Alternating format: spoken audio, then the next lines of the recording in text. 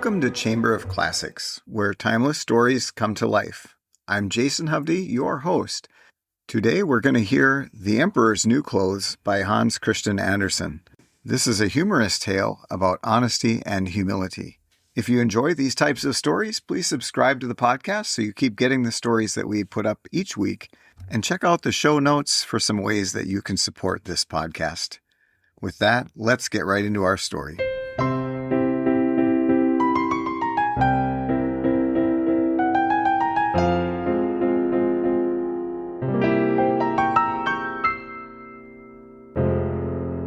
Many years ago, there was an emperor who was so excessively fond of new clothes that he spent all his money in dress.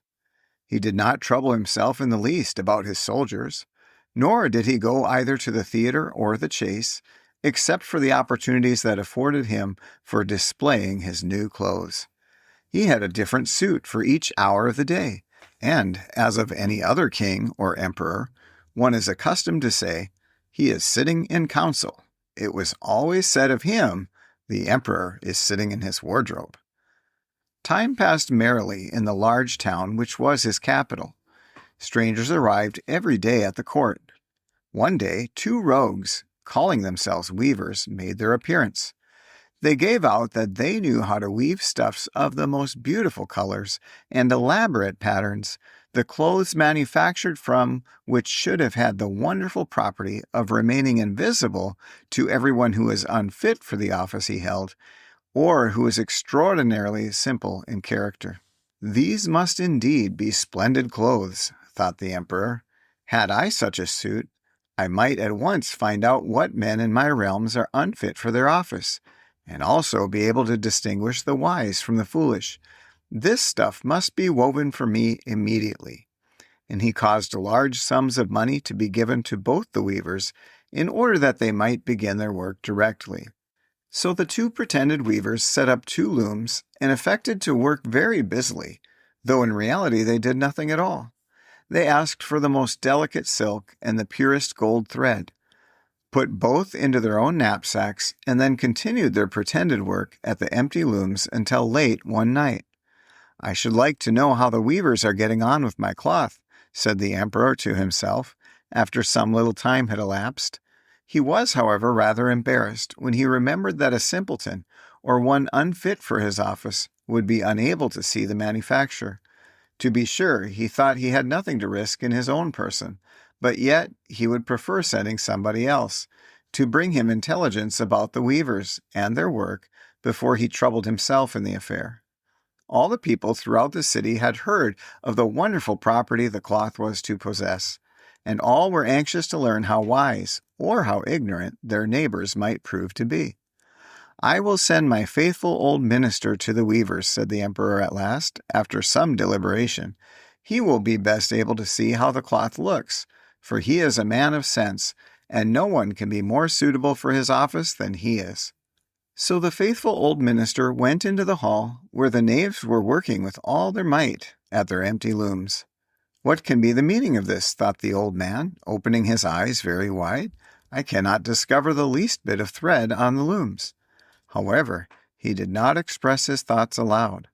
The impostors requested him very courteously to be so good as to come nearer their looms, and then asked him whether the design pleased him, and whether the colors were not very beautiful, at the same time pointing to the empty frames. The poor old minister looked and looked. He could not discover anything on the looms, for a very good reason. There was nothing there. "What?" he thought again. "Is it possible that I am a simpleton? I have never thought so myself, and no one must know it now if I am so. Can it be that I am unfit for my office? No, that must not be said either. I will never confess that I could not see the stuff." "Well, Sir Minister," said one of the knaves, still pretending to work, "you do not say whether the stuff pleases you." "Oh, it is excellent," replied the old minister, looking at the loom through his spectacles. "This pattern and the colors. Yes, I will tell the emperor without delay how very beautiful I think them." "We shall be much obliged to you," said the impostors, and then they named the different colors and described the pattern of the pretended stuff. The old minister listened attentively to their words in order that he might repeat them to the emperor.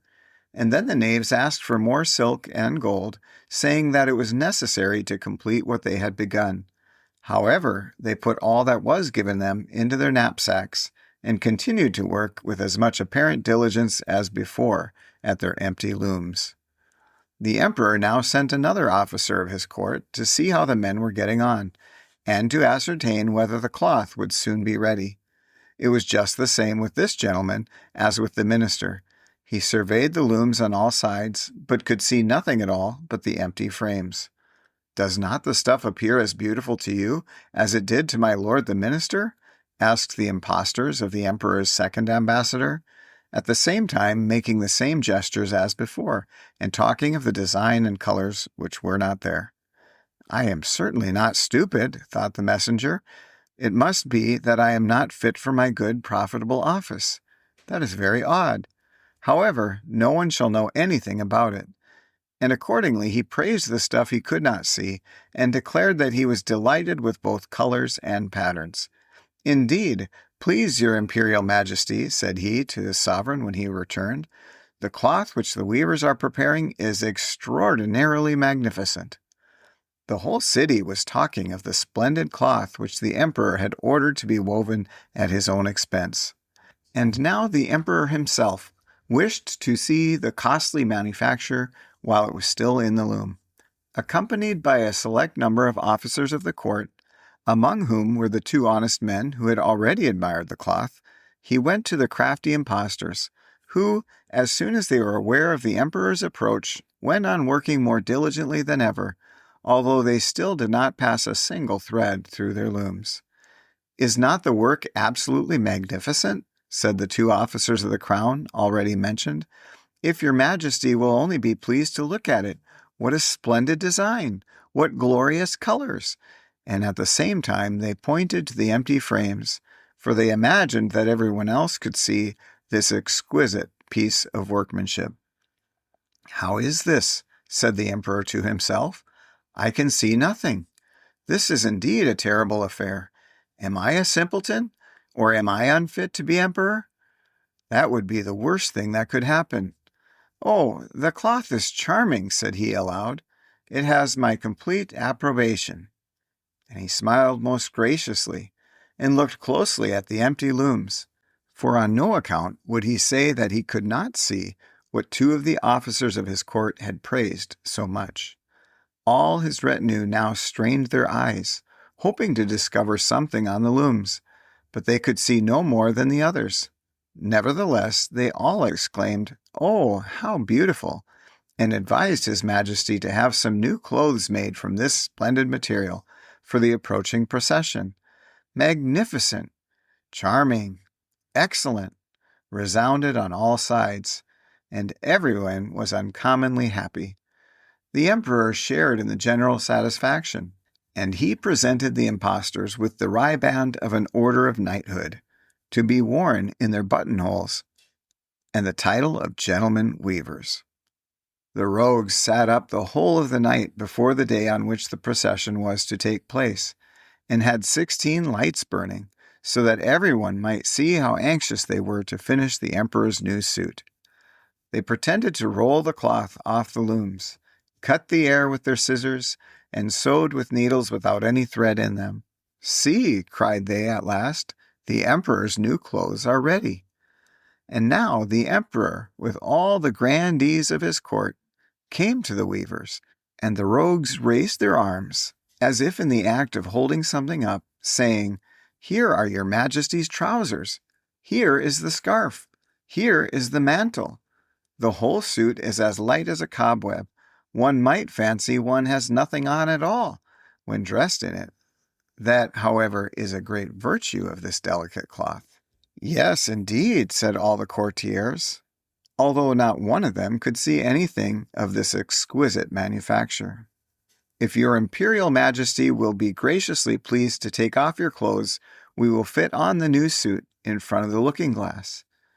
The emperor was accordingly undressed, and the rogues pretended to array him in his fine new suit, the emperor turning round from side to side before the looking-glass. How splendid His Majesty looks in his new clothes, and how well they fit!" everyone cried out. "What a design! What colors! These are indeed royal robes." "The canopy which is to be borne over your Majesty in the procession is waiting," announced the chief master of the ceremonies. "I am quite ready," answered the emperor. "Do my new clothes fit well?" asked he, turning himself around again before the looking-glass, in order that he might appear to be examining his handsome suit. The lords of the bedchamber, who were to carry His Majesty's train, felt about on the ground, as if they were lifting up the ends of the mantle, and pretended to be carrying something, for they would by no means betray anything like simplicity or unfitness for their office. So now the emperor walked under his high canopy in the midst of the procession through the streets of his capital, and all the people standing by and those at the windows cried out, "Oh, how beautiful are our emperor's new clothes! What a magnificent train there is to the mantle, and how gracefully the scarf hangs!" In short, no one would allow that he could not see these much admired clothes, because in doing so he would have declared himself either a simpleton or unfit for his office. Certainly none of the emperor's various suits had ever made so great an impression as these invisible ones. "But the emperor has nothing at all on," said a little child. "Listen to the voice of innocence," exclaimed his father. But what the child had said was whispered from one to another. "But he has nothing at all on," at last cried out all the people. The emperor was vexed, for he knew that the people were right, but he thought the procession must go on now, and the lords of the bedchamber took greater pains than ever to appear holding up a train, although in reality there was no train to hold. That's all for the Emperor's New Clothes. If you enjoyed that story, you may also enjoy our Classic Christmas Stories podcast. I'll leave a link for you in the show notes. Thank you for listening, and we'll see you next time on Chamber of Classics.